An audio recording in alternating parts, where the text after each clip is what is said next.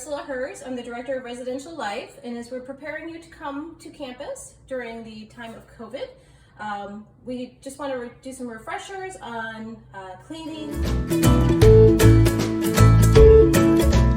Purpose. I'm just going to use a disposable. Wet this quick. Oh. I'm just going to spray it down. Sometimes you can get one good spray. And here you go.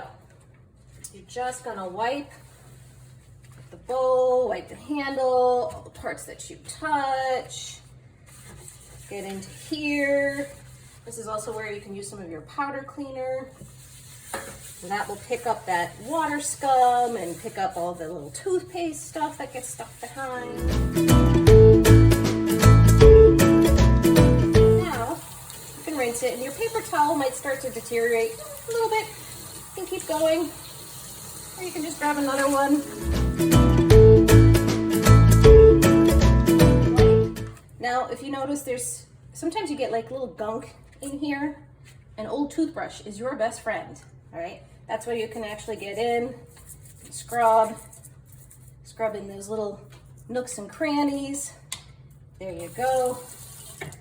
And now you've cleaned your sink.